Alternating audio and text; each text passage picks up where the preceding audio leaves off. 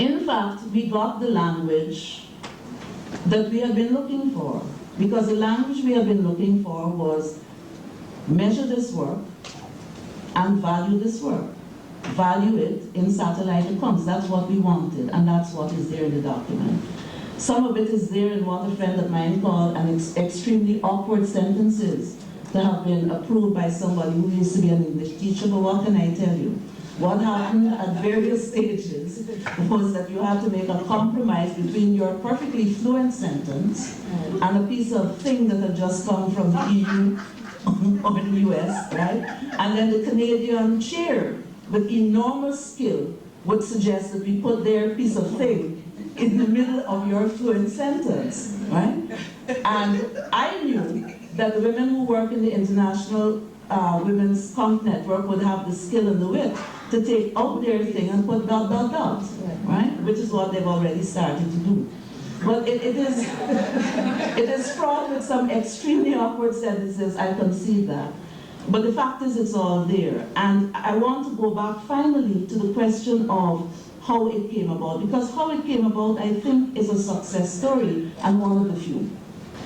The success story, of course, has a great deal to do with the people who are sitting all over this room pretending to be press, from the Women's Work Network, who struggled for this and have been struggling for it for years.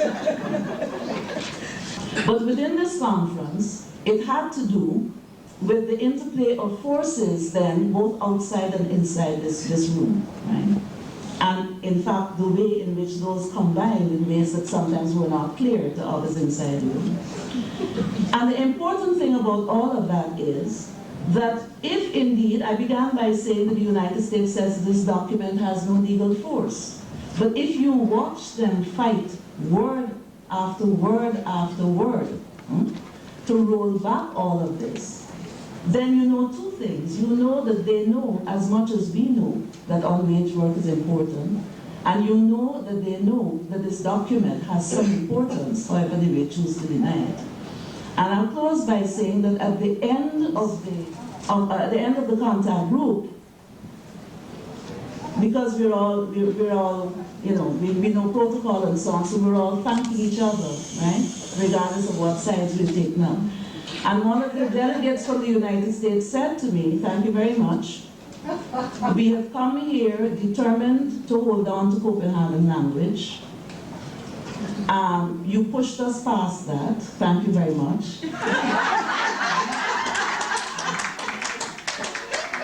And finally she said, we had wanted to hold on to Copenhagen language because you see what Copenhagen language does, and I quote, is it says this thing is very important, but don't let's do anything about it. Close quote. And the point is that what we got at least there, right, is, yeah, this thing is very important, and this is what we will do about it. We will measure it and we will evaluate it.